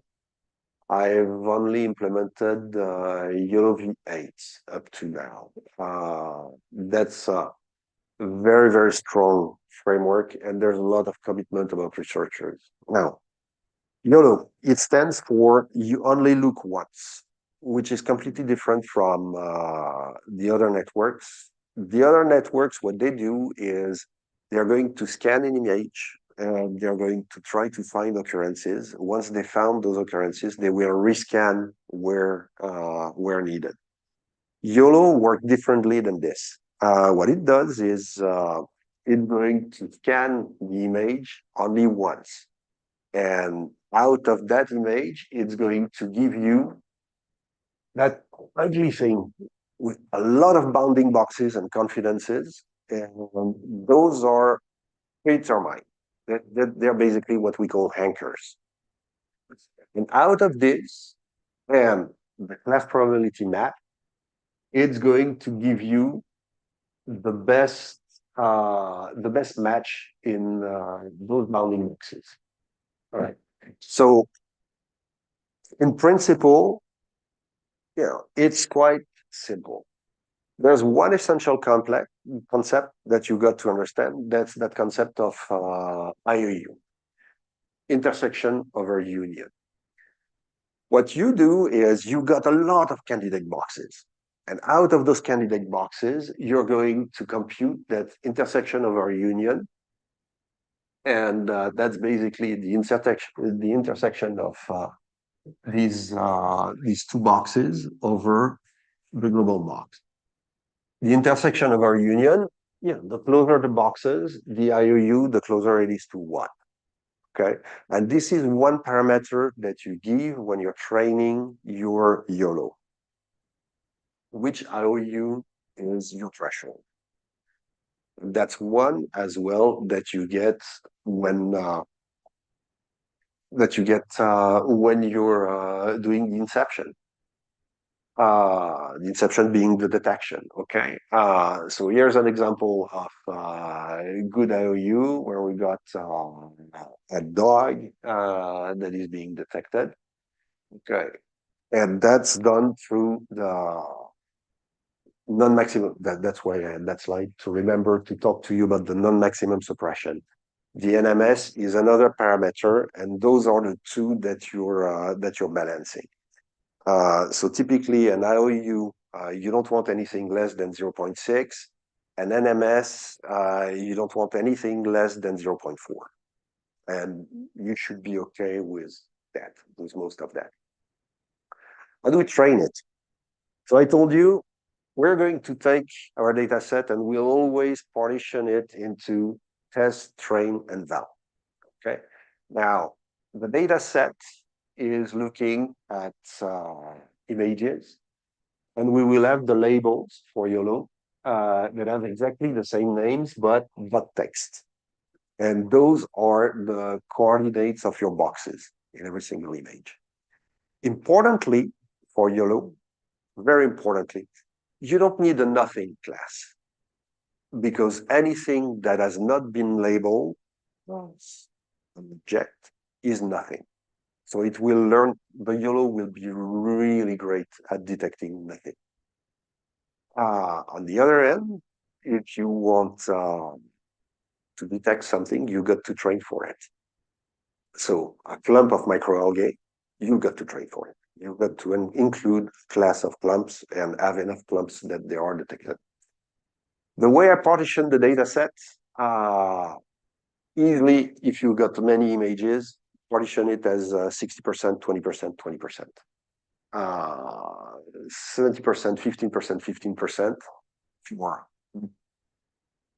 Train is always the largest class, right? So training 70%, 15% for testing, 15% for validation. I try to keep those two balanced and to have much more in the training. The size of the data set give you a little bit of guidance. You need to have 15,000 inceptions per class. So that means 15,000 filaments of spirulina that have been tagged, 15,000 chlorella cells that have been labeled. That takes a long time. I'll show you a trick right after to deal with that. You need to have at least 2,000 to get started about anything. So that means that you're going to have to label a lot of data. And the quality of your data set is going to impact your final detection. The saying is garbage in, garbage out. Bad data in, bad model out. Okay, and a reminder, check the classification of your boxes and eliminate anything that falls between the classes where you're not sure. Bounding boxes, they've got to be a tight fit to the object. Okay, I won't spend much time on this. You can find this in the notes. The easiest way to get started is if you want to build a model, is actually use one of these online tools like RoboFlow, particularly if you're in academia, it should be free, provided that you share your data, right? And these guys, they will let you label the data using their online tools that are not great but not bad. They will let you import your data. That's fairly intuitive. Actually, after you've done this course, you're able to use that. That's basically where it gets you. You can export your data sets. You can train away from their environment, or you can pay for training inception tokens and train online. The major pain point will always be labeling. And training, it's really become quite easy lately. I can send you instructions actually to do that. There are some other labeling tools, CVAT, which is web-based and free. Label Image, which is not web-based, but which I've tested and works pretty well. I don't know much about the other ones. Once you find one, do that. We have developed as well our own labeling tool that enables basically fast reviewing of data. Here's an example where we were using it to label a data set of rapid diagnostic tests. Here I'm hiding all the classes, but the bars, and I want to eliminate the very light ones, which are false positives, which will give me some false positives, and I can check that. So this is basically available on iPad. What I'm doing, no, that one I'll just skip. That one, importing data. So you can import all your data as zip, for example. It's super easy to apply a model to all of them. Here, I'm going to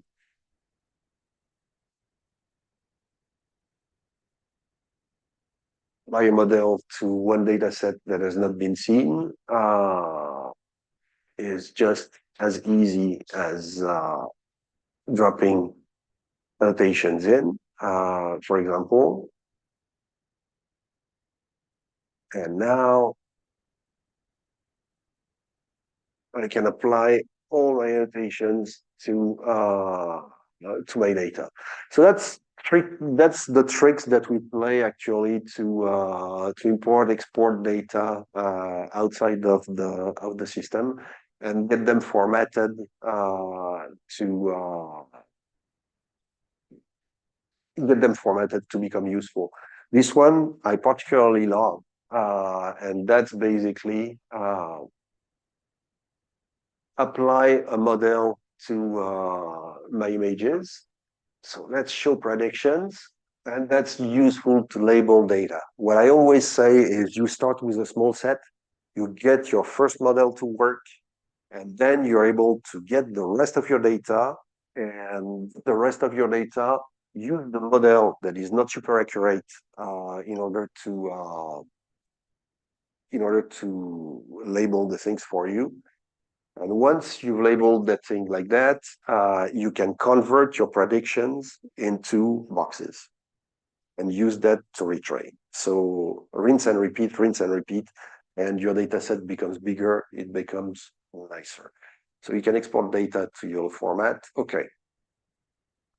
Microdits, that's basically where we're going in 10 minutes. Let me show you what this is. I don't recognize all of you. Some of you were in Dubrovnik and they've already seen that. Some of you were not.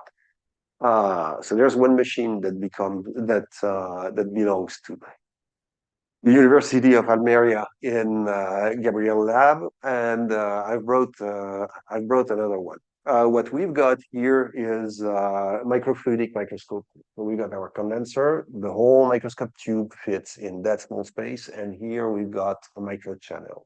So we're able to pump a fluid through that microchannel and observe this. There's plenty of options. We're not interested in this. We're not interested in that. We're interested in seeing it in action, potentially, if that works. Yes. So here I'm pumping Carolina every 1.5 seconds. And what you're seeing here, my red boxes, that's spirulina curve, my blue boxes, that's spirulina straight. And you've just seen a yellow do the inception live. So it's that fast. Once it's trained, basically, we are doing inception on a full image, full resolution in about 17 milliseconds. So it just works. Now, what's important about this system is that we can train it to do anything, to recognize anything. Here's hematococcus that I trained for a customer out of hematococcus solution that I had. It took me 4 hours to label the data set because they're very similar, all that you see. 4 hours to label the data set, 3 hours to train, 7 hours the customer has the model in his machine. Really, you can train anything. And actually, I'm looking forward to going to the lab with you guys so that I can get more data for My personal enjoyment. Ah, still got 4 minutes. That's plenty of time to start addressing PARAQUA questions and see what we can do together about this. Paraphysoderma sedebocarense. Does that mean anything to someone? To anyone? Yeah. Antonio, apparently. Yeah. All right. I thought let's do that thought experiment that was before going into the Bravnik. There, I didn't know what were fungi for. I know very well what are fungi spores that you find in the air because I built a model for this. I didn't think that it would be that different actually for algae. It is because they're very small, they're very tiny. So you've always got to answer those questions before you start building large models, large facilities. Can we identify parasites? Seeing them, not easy. Identifying them, potentially very difficult. Can we see and identify their effects? Can we maximize the chances to see parasites? And do we have models to find those objects? Okay. Now, in terms of identifying the parasites, using bright light or dark light, that's going to be difficult. Using phase contrast or DIC, that's probably DIC, differential interference contrast, that's probably going to be easier. Using coloration, night and red, if you want to do it continuously, that's going to be a pain. Using fluorescence, potentially, I don't know. That we've got to try. Okay, so it needs to be tested. Now, identifying the effects, that's the easiest approach. Yeah. If you can identify, if you can differentiate a viable cell from a cell that has been parasited, super easy. If the fungi is getting into the cell and you can see sporification inside the cell, super easy. That's basically AI will hit that every day because there are different features. There's a different texture. It will do. Okay. So identifying the effects, you can see on your contrast using, for example, just a contrast filter that it just works. Hematococcus, when it's ripe for harvesting, it's full of Hexaxanthin, it's basically very red. That's easy to recognize. Okay. Okay. Can we maximize chances? Yes. We're looking at the inside of cells. We can use specific flows. One of the things that is pretty funny is actually that those parasites, they stick on one side. They stick basically on the surface. If they stick on the surface, if I give it enough flow rate, basically they will align. And they will minimize the drag. The cells will minimize the drag. If the cells minimize the drag, that means that basically I'm going to find a parasite aligned with the flow here or there. So they will rotate on themselves. We've seen that in other problems. Basically, it works. The only problem being that you need to have a very strong flow. A very strong flow means that things are moving fast and it's going to be difficult to capture images. But, we're engineers. Well, I am an engineer, so we find solutions for this. In terms of models, well, we've got YOLO. YOLO is really good at a lot of things. It's not so good at determining things that are a huge different range in scale.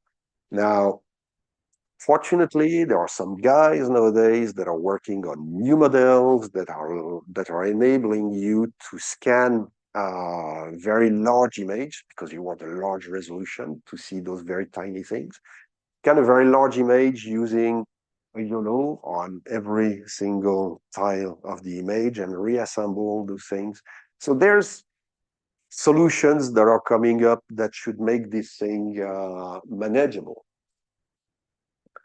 The basic problem being that in my testing on spores of fungi, which are about the same range in scale, you don't get better than 50% accuracy on very small particles. But do you need better than 50% accuracy on those very small particles? The laws of large numbers are playing for us. Right? If I measure 100,000 cells, how many do I need to know that my parasites are there? How many are relevant? 10, 20, 100? Very few. So it's just a matter of being able to capture 1 out of 2. I can live with that. I don't know if you can, but I probably could. Okay. So there's a best way for early detection of parasites. And single parasite detection is probably not feasible with the state-of-the-art models and optics that we've got.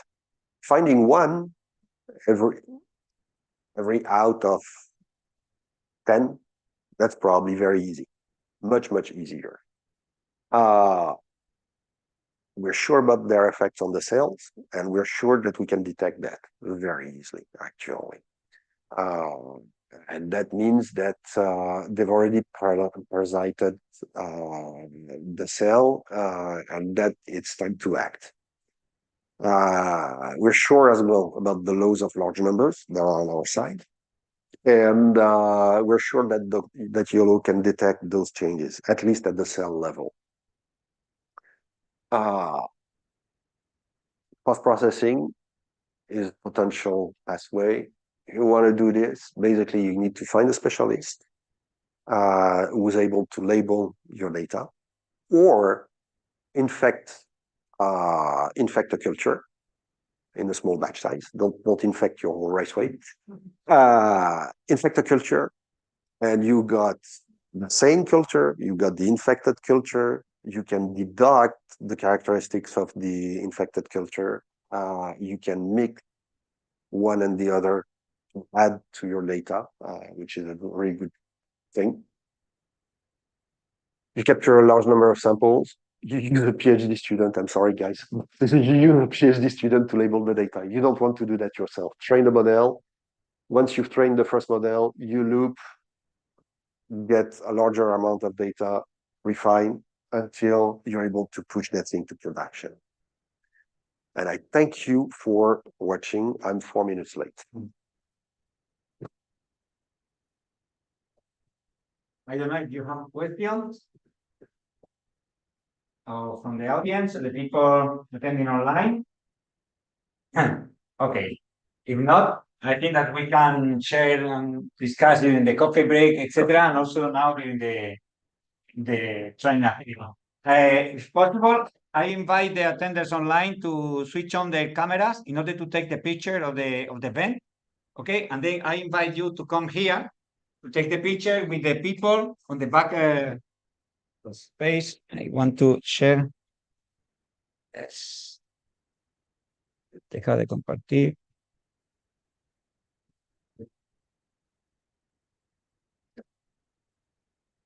Okay, please. I think that we must stay here, and then we can see the other people. We will take the picture.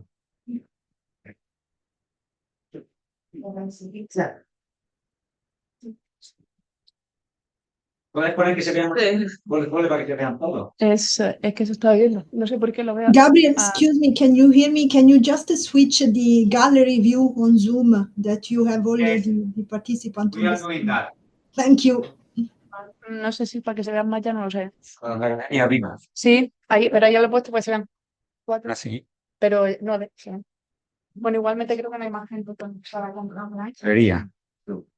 Pero, ¿por qué no se ven todo? Ya, por eso, por los 9, por lo menos, que creo que se conectan los que se ven los que están conectados. Así, Ah, sí. así. Ok. Y así. Así. Podemos tardar. Ok. Bien. Y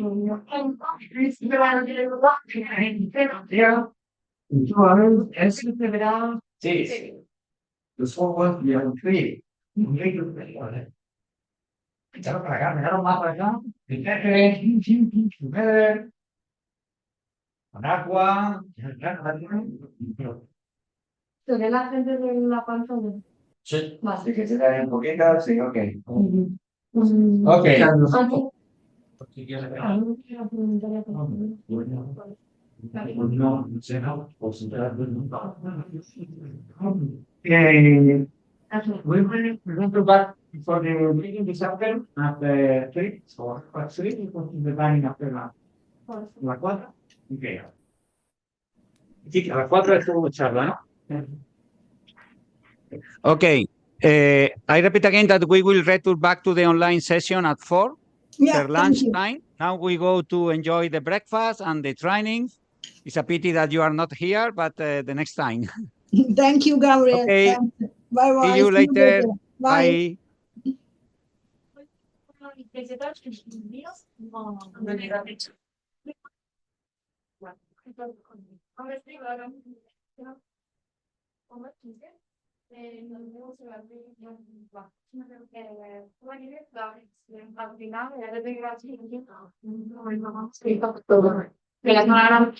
Ah, pues ya te vas todo ahí. Perfecto, pero vamos para allá. Are you moving everything? Yes.